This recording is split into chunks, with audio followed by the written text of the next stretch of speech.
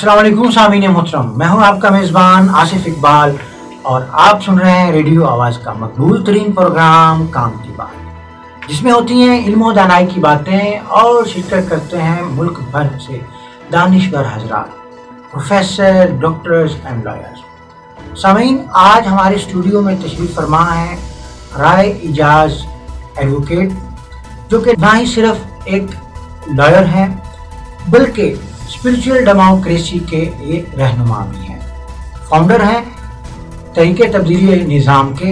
अस्सलाम वालेकुम सर। वालेकुम अस्सलाम। सर, वेरी वार्म वेलकम, आप हमारे पास तशरीफ़ लाए। और सामीन, जैसा कि मैंने स्टार्ट में ही बताया कि सर तहरीके तब्दीली निज़ाम के चेयरमैन हैं और स्पिरिचुअल डेमोक्रेसी के ये फाउंडर भी हैं। तो सर से आज मैं दो मौज़ूआत पर डिस्कशन चाहूँगा।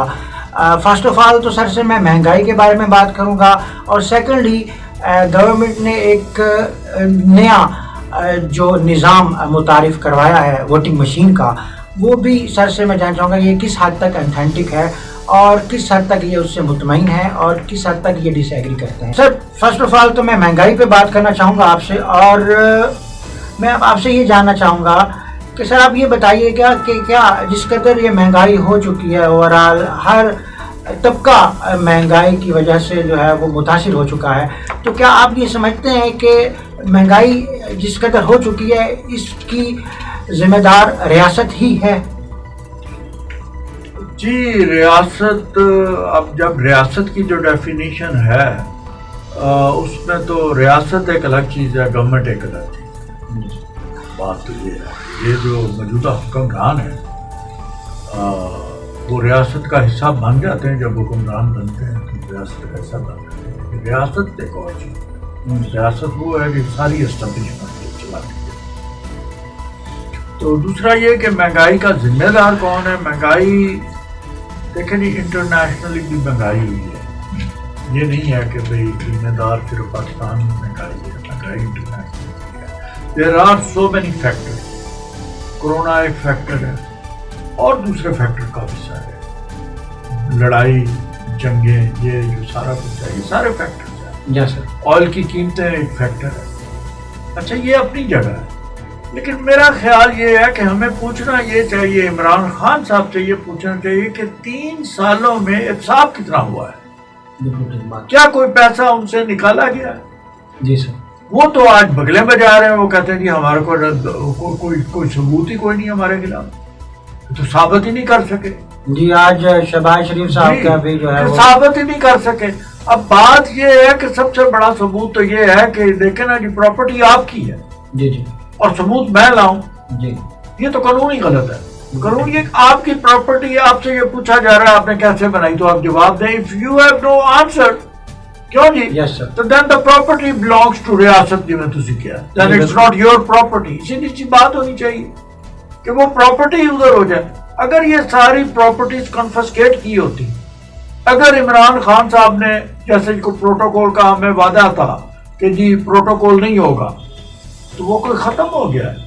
आज भी डीसी, एसी, ये वो, आप देखें कितनी कितनी बड़ी कोठियां हैं उनके पास। क्या गवर्नर हाउस लाइब्रेरी बन गया? नहीं सर। या गवर्नर हाउस यूनिवर्सिटी बन गया? No sir. मेरा मतलब ये वो वादे थे जो पूरे हो सकते थे, वो भी पूरे नहीं हुए।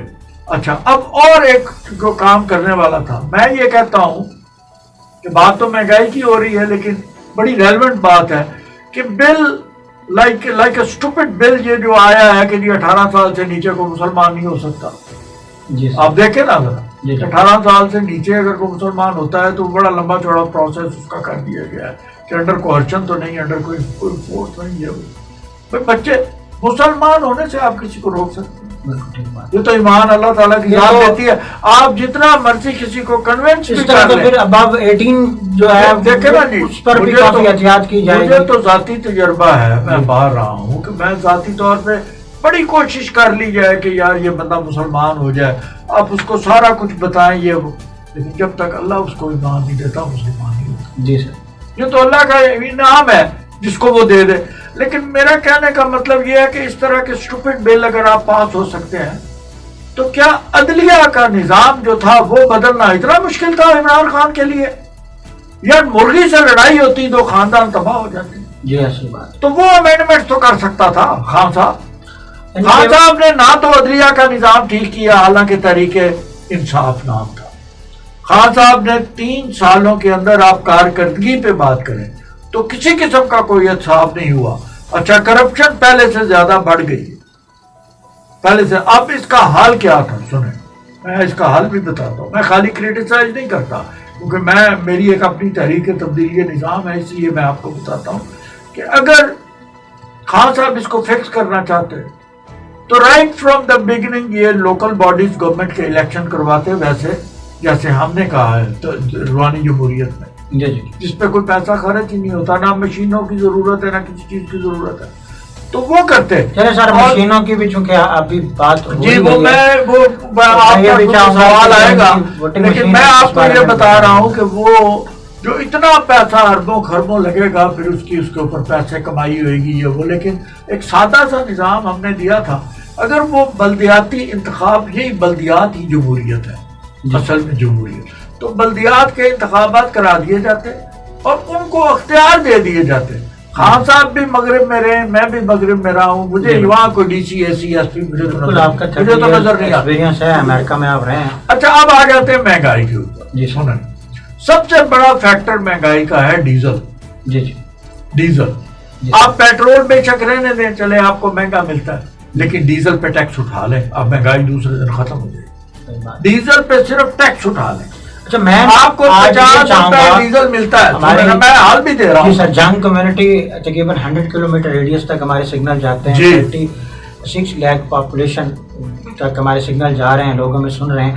تو میں یہ چاہوں گا کہ آپ ہمیں 1 بائی 1 وہ جو مہنگائی بڑھانے کے ایلیمنٹس ہیں اس پہ سر تھوڑا سا جو ہے وہ بریفنگ دے دیں. دیکھیں جی, مہنگائی کے بڑھانے کے ایلیمنٹ تو آپ کے سامنے ہیں جی کہ ادھر سے تو وہ ٹیکس لگا رہے ہیں لوگوں کے اوپر, اور ادھر سے یہ کہ وہ مہنگائی ٹیکس لگے گا تو مہنگائی ہوئے گی. اصل مین فیکٹر ہے ڈیزل. جی سر. اچھا ڈیزل سے ہر چیز ٹرانسپورٹیشن ساری آپ کی ڈیزل پہ چلتی ہے. جی سر. وہاں سے مہنگائی آتی ہے. آپ نے سبزی لینی, دیکھیں نا سبزی کھیت میں اگتی ہے, اب وہ کھیت میں سے اگ کے وہ مارکیٹ تک آنے کے لیے, ادھر آنے کے لیے یہ وہ اس کی قیمت کیوں بڑھ گئی؟ جی سر. اس لیے قیمت بڑھ گئی کہ فیول چارجز زیادہ ہو گئے, اس کی کیریج زیادہ ہو گئی. یہی ہے نا, اور تو کوئی فیکٹر نہیں ہے.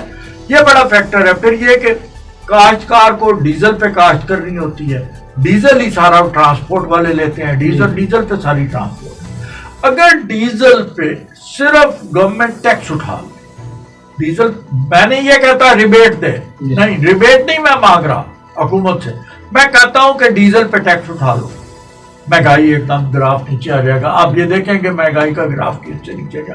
حال بتا رہا ہوں سر. ایک چیز اور, دوسری ایک بات آخری بات اس مہنگائی کی, میں نہیں سمجھتا اور میرا یہ ایمان ہے کہ آپ کی معاشیت ٹھیک ہی نہیں ہو سکتی جب تک آپ کی معاشیت سود پہ ہے. آپ ایک طرف سود پہ آپ کی سودی معاشیت ہے اور اللہ سے جنگ ہے.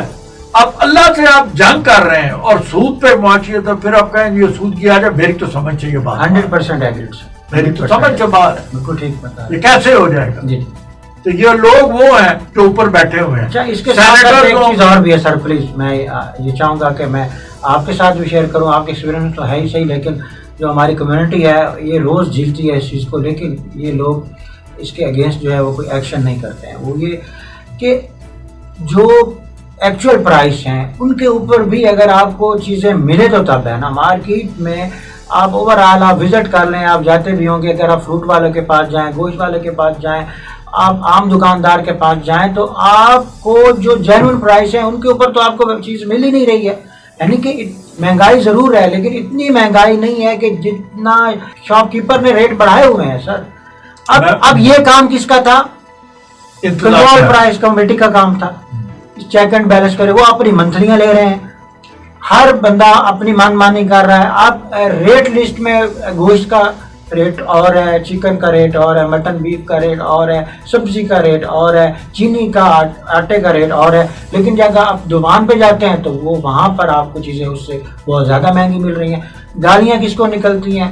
گورنمنٹ کو. لیکن میں یہ سمجھتا ہوں کہ اگر انتظامیہ جو ہے, جو پرائس کنٹرول کمیٹی ہے, وہ اگر اپنی ڈیوٹی پوری کرے تو اس حد تک تو مہنگائی کو روکا بھی جا سکتا ہے. سر دیکھ میں لاہور فروٹ لے رہا تھا، عام طور پہ میں 300 روپے میں لیتا ہوں ڈیلی، 300 کا پھل لیتا تھا جی سر، اب وہی میں 1000 کا لیتا جی 300 سے 1000 آپ ذرا خود آپ میں کیا وہ مارجن آپ خود نکال. جی سر، اچھا اب میں ڈیلی 1000 روپے کا لیتا ہوں. بات یہ ہے، یہ نہیں بات چلے پھل تو بندہ گزارا ہو سکتا نہیں کھائے، لیکن اور پھر اور بھی ہے وہ جو ریڑھی والا ہے جی اس نے بھی تو آگے مہنگائی فیس کر رہا ہے یا نہیں کر رہا. اس نے اس ریشو کے ساتھ جیسے وہ لایا ہے منڈی سے، اور پھر ریشو ہے اس کے بچے ہیں، انہوں نے اسکول جانا ہے، ان کی فیس ہے، یہ وہ مہنگائی کو جس کو آپ فیس کر رہے ہیں وہ بھی فیس کر رہے جی ہیں. سر، اس لیے اس نے اپنی قیمتیں بڑھا دی. آپ دیکھ اس لیے اس نے اپنی قیمتیں بڑھا کے اس نے اپنے آپ کو وہ اس نے کمپرومائز کر لیا مہنگائی کے ساتھ. ایک بات. دوسری، لیکن کیا یہ انصاف ہے کہ بلڈ پریشر کی گولی جو 200 روپے میں یا 150 روپے میں لوگوں کو ملتی تھی وہ آج 1000 روپے میں کبھی؟ یہ کہاں کا انصاف ہے کہ آپ کا اس ہیلتھ طرح تو پھر میرا جواب یہ ہے کہ جو میڈیسن کمپنیز ہیں انہوں نے بھی مینج میں آپ کو کیا. نہیں، میں آپ کو بتاتا ہوں نا، میڈیسن کمپنی ساری باہر کی ہیں، جی سر، وہ ہمارا خون پی کے باہر جا رہا ہے. جی پی ٹی سی ایل کو سارا گائے کا ہم نے پالا، ہم نے فائبر آپٹک بچھایا، سارا کچھ کیا، یہ وہ تو کیا ہوا جس وقت وہ دودھ دینے پہ آیا اس کو بیچ دیا گیا، جی بالکل، اس کو بیچ دیا. اب جیسے گائے بھینس ہو آپ کے پاس، آپ پال کے 2-4 سال اس کو پالیں، جب وہ مطلب دودھ دینے کے قابل ہو جائے تو پھر آپ اس کو بیچ دیں. بالکل ٹھیک بات. تو پھر کیا ہوا؟ یہ اس طرح ہے نا. دیکھیں نا جی، کوئی فرق نہیں تینوں پارٹیوں میں. ٹھیک بات. اگر کوئی فرق ہونا جیسے نون لیگ میں، پیپلز پارٹی میں یا پی ٹی آئی میں، ٹائٹل بدلے ہوئے ہیں، اندر ساری پروڈکشن میں آپ کو بتاتا ہوں، پروڈکٹ سیم ہے. میں آپ کو بتاتا ہوں، سب سے پہلی بات تو یہ ہے کہ یہ پرائیویٹائزیشن ختم ہونی چاہیے. جی سر، اور باہر کا کوئی آدمی، کوئی کمپنی نہیں ہے کہ جی آ کے اثاثے خرید لے. جی سر، ہمارے اثاثے قوم کے وہ کیوں خریدے؟ جی سر، تو اس کو بند ہونا چاہیے. کوئی پولیٹیکل پارٹی ایسی ہے جو میں یہ نہیں کروں گی؟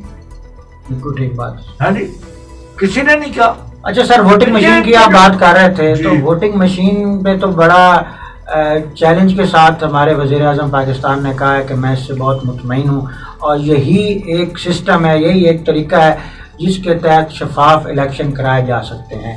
اس کے بعد پھر ان کے جو منسٹر ہیں انہوں نے ڈیمو بھی دیا، اور انہوں نے وہاں پہ دکھایا بھی صحیح کہ جی یہ دیکھیں پریزائڈنگ آفیسر جو ہے وہ پہلے اس کو آلریڈی لاک لگاتا ہے، لاک لگانے کے بعد پھر وہ شناخت کراتا ہے، ووٹر شناخت کرانے کے بعد پھر وہ جو جیسا بھی بٹن دبائے گا، وہ جس پر پریس کرے گا وہ اس کی طرف جو ہے وہ ووٹ چلا جائے گا، اور وہ دوسری دفعہ جب بٹن دبانا چاہے گا تو وہ نہیں ہوگا، دین وہ کاسٹ نہیں کر سکتا ووٹ، یعنی کہ ریپیٹیشن ہو ہی نہیں سکتی ہے. تو اس بارے میں سر آپ کیا کہیں گے؟ جی میں بتاتا ہوں. وہ پہلی بات تو یہ کہ یہ مشین انہوں نے اپنی طرف سے ایک انوینٹ کی ہے، بنائی ہے، پھر اس کا آرڈر دیا ہوگا، باہر وہ اوپر نشان آتے ہیں. ووٹنگ مشین جو میں نے دیکھی ہے نا، جی سر، وہ تو اس کے اوپر ایک سکرین ہے، آپ جاتے ہیں، آپ اپنا ڈرائیونگ لائسنس دیتے ہیں، جی سر، آئی ڈی کارڈ دیتے ہیں، آپ وہاں آپ کو اس کے بدلے میں ایک کریڈٹ کارڈ جیسا کارڈ دیتا ہے پلاسٹک کا. یس، اچھا وہ کارڈ دے دیتے ہیں، آپ پلاسٹک کا کارڈ وہ انسرٹ کرتے ہیں اس مشین کے اندر، and the ballot paper pops on, اس میں آپ پھر وہ مار کرتے ہیں جس کو ووٹ دینا، کچھ دینا وہ، اور آپ کی رائے. بہت سارے ایشوز ایسے ہوتے ہیں جن پہ ان کو قوم کو رائے چاہیے ہوتی ہے آپ کی کہ آپ کا کیا یہ ایشو ایسا ہے، اس کے اوپر آپ کیا کہتے ہیں، کیا کہتے ہیں، یس نو ٹک مار کرنا ہوتا ہے وہ. جی سر، تو آپ ووٹ بھی دے دیں، وہ بھی دے دیں. میں نے تو دیکھی وہ مشین. اب یہ مشین کا تجربہ تو نیا ہے یہ ادھر، لیکن میں آپ کو یہ بتاتا ہوں، بیلٹ پیپرز آپ نے بھی ویڈیو دیکھی ہوگی، یقیناً دیکھی ہوگی، سب دنیا نے دیکھی ہے کہ عورتیں یوں بیلٹ پیپر پھاڑ رہی، موریں لگا رہی اور صندوقڑی میں ڈال رہی. جی سر، آپ نے دیکھی ہے؟ ہاں جی. اچھا، اب یہ سب کچھ مینج ہو جاتا ہے. جی سر، یہ جو مشین ہے اس سے بھی آگے ہے کہ یہ صرف خالی آپ کو ایک بٹن ہے، یوں پریس کرنا اور ووٹ پڑ جانا. لیکن سر وہ یہ کہہ رہے ہیں کہ بٹن جو ہے اس کو ایک دفعہ پریس کریں گے تو اس کے بعد اس کا آپشن ختم ہو جائے گا. آپ بعد میں 10 دفعہ کریں نا، پیٹرول پمپ والے جو پیٹرول چوری کرتے ہیں تو انہوں نے نیچے ایک کمپیوٹر کا وہ جو ایک بٹن لگایا ہوا، جی بالکل، نیچے ایک بٹن لگایا، جی سر، اس بٹن کو وہ آپ کو کہتے ہیں او دیکھو جی 0 ہو گیا، وہ اس کو پریس کرتے ہیں، یعنی بالکل ٹھیک بات، میں آپ کی اس بات سے ایگری کر رہا ہوں۔ ایک بات یہ ہوگی، یہ جو ہوں مشین ہے نا، یہ مشین پہلے تو میرا میں تو یہ سمجھتا ہوں، میرے تفضیلات یہ ہیں کہ یہ ایک ریگنگ کرنے کا، الیکشن ریگنگ کرنے کا ایک بہت بڑا منصوبہ بنایا گیا ہے اس مشین سے۔ یعنی کہ آپ کا کہنے کا مقصد یہ ہے کہ جتنی بڑی دھاندلی اس ووٹنگ مشین کے تھرو ہو سکتی ہے، مینولی جو الیکشن ہو نہیں ہو سکتی، اس سے نہیں ہو سکتی۔ اس سے کئی گنا زیادہ، اور وہ مشین آپ کے انڈر ہے، اور اس کی جو کاؤنٹنگ ہے وہ آپ اس کو کس طرح ہی چاہیں بڑھا دیں۔ اور اس کی ایک وجہ ہے جی، اس کی ایک وجہ یہ ہے کہ آپ کا ایکس پرائم منسٹر کیا تھا، وہ عباسی، جی سر، اس نے پبلکلی ٹی وی کے اوپر آ کے کہا ہے جی سر، کہ ہم نے ایک طریقہ ایجاد بھی کر لیا ہوا ہے، ہم الیکشن جو ہے ریگنگ تو ہم نے کرنی ہے، اور ریگنگ ہوتی ہے اور ہم کرتے ہیں ریگنگ۔ جی سر، وہ خود اس نے ایکنالج کیا ہے کہ ہم ریگنگ کرتے ہیں۔ اچھا، وہ جو ریگنگ کرنے کے پرانے طریقے تھے، جی سر، ان کو چھوڑ کے عمران خان صاحب نے ریگنگ کرنے کا ایک نیا طریقہ ایجاد کیا۔ اچھا سر، ایسا ہے چونکہ ہمارے پروگرام کے چند منٹ باقی رہ چکے ہیں، تو میں آپ سے نیکسٹ اسٹیپ کی طرف آؤں گا، اور وہ ہے سلوشن۔ اس سسٹم کو شفاف بنانے کے لیے کون سا طریقہ اختیار کرنا چاہیے؟ لیکن پہلی تو بات یہ ہے کہ پہلے ہی ملک مقروض ہے، جی سر، کروڑوں اربوں کے نیچے لگا ہوا۔ جی، اچھا، یہ جو مشین منگائیں گے اور باہر ٹھیکیدار اور پھر اس میں سے کمیشن کھائی جائے گی، یہ وہ اس سب سے بچنے کے لیے یہ ہے کہ وہی طریقہ کار کے 3 بندے الیکشن کمیشن بھیج دے کسی گاؤں میں، کسی محلے میں، جی سر، سی سی ٹی وی کیمرہ لگاؤ، ایک ایک کو باری باری وہ نادرا کی لسٹ ان کے پاس ہو، جی سر، کوئی بیلٹ نہیں، کوئی کچھ نہیں، ڈیکلریٹلی ووٹ ہے، وہ آ کے اپنی رائے دے اور رائے دے کے چلا جائے، جی سر، اور اس سے رائے بند کمرے میں لی جائے تاکہ وہ بڑی آسانی دلیری سے بات کر سکے۔ اب میں اس میں بات آپ کو بتاؤں، بالکل ٹھیک، کسی نے پوچھا، میں کلپ دیکھ رہا تھا افغانیوں سے کہ آپ اپنا یار یہ جرگے کا لیڈر آپ کیسے چن لیتے؟ جی سر، تو کیسے کرتے ہیں؟ بڑی آسان سی بات ہے، ہم اس بندے کو چنتے ہیں جو غیبت نہیں کرتا۔ غیبت نہیں کرتا۔ اچھا، اس نے کہا یہ اس کے پیچھے کیا راز ہے؟ اس نے کہا یہ ہے کہ اس میں جرت ہوتی ہے، وہ منہ کے اوپر بات کرتا ہے، تو جرت والا اور دلیل آدمی اس کو وہ چنتے ہیں، دوسرے کو نہیں چنتے، اور وہ جرگے کے ممبر وہیں سے ان کا امیر اور لیڈر بنتا ہے۔ سادی سی بات ہے، کوئی ان کے پاس مشین ہے۔ بالکل، آپ دیکھیں، بات سے میں ایگری کرتا ہوں۔ بات یہ ہے، پھر بات وہیں گھوم کے آ جاتی ہے کہ وہ جو ٹیم ہوگی جو باقاعدہ اس طرح کے جو الیکشن ہو رہا ہے اس کی وہ نگرانی کرے گی، تو وہ ٹیم بھی جو ہے وہ بھی تو نیوٹرل ہونی چاہیے نا۔ اگر وہی لوگ جو ہے وہ آگے اسٹیٹمنٹ ہی بنا دیں۔ میں بتاؤں ایٹ رینڈم اٹھا لیے جائیں بندے، جی سر، کے پی کے والے پنجاب میں کر دیے جائیں، سندھ والے، یہ الیکشن کمیشن کا کام۔ جی بالکل، ہم ایک سجیشن دے رہا ہوں الیکشن کمیشن، ٹھیک ہے، کہ اس کروڑوں روپے کی یہ جو ہے نا جی، یہ ووٹ مانگنے اور دوڑ بھاگ، اور یہ جیسے ہمارے ڈی بی اے چھانگ میں دعوتیں بند ہو گئی ہیں، اشتہار بند ہو گئے، سب کچھ بند ہو گیا، خرچہ کیوں خرچہ کرتے ہو الیکشن؟ یہ بند ہو گیا نا، اب کوئی نہیں کر سکتا، اٹس انلیگل، بلکہ میں کسی کے بیہاف پہ بھی دعوت کروں تو نہیں دے سکتا، جی سر، وہ دیٹس انلیگل۔ اچھا، اسی طرح کیا قوم ملک میں نہیں ہو سکتا؟ بالکل ٹھیک بات۔ ملک میں تو ہو سکتا ہے، کیوں نہیں ہو میں سکتا؟ چاہوں گا کہ ابھی کیا اگر الیکشنوں پہ خرچہ نہ ہو، جی جی، میں سادی سی بات کروں، جی سر، ان کو منع کر دیا جائے۔ الیکشن کمیشن ایک پلیٹ فارم بنائے چرچی گراؤنڈ میں، جی سر، اس کے اوپر جتنے کینڈیڈیٹ ہیں وہاں کے ان کو لا کے سب کو باری باری اپنے خیالات کا اظہار کرنے کا ٹائم دے دیں، دیٹس اٹ، جی سر، دیٹس اٹ۔ اس کے بعد ان کو ڈور ٹو ڈور جا کے ووٹ مانگنا جو ہے یہ بند کیا جائے۔ بالکل ٹھیک بات، بالکل بات۔ اچھا، جب الیکشن کا خرچہ نہیں ہوگا تو غریب آدمی بھی لڑ سکتا، یہی تو بات ہے نا۔ جہاں تو کروڑوں، دیکھیں نا جی، آپ کتنے کروڑ چاہیے آپ کو الیکشن، تحصیل کا ناظم کا الیکشن کتنے کروڑ چاہیے؟ جی جی، سوچیں نا ذرا، ڈسٹرکٹ کا لڑو گے تو کتنے کروڑ چاہیے، میئر کا لڑو کتنے کروڑ چاہیے، یہاں تو کروڑوں لگتے ہیں الیکشن کے اوپر۔ کیا یہ الیکشن ہے؟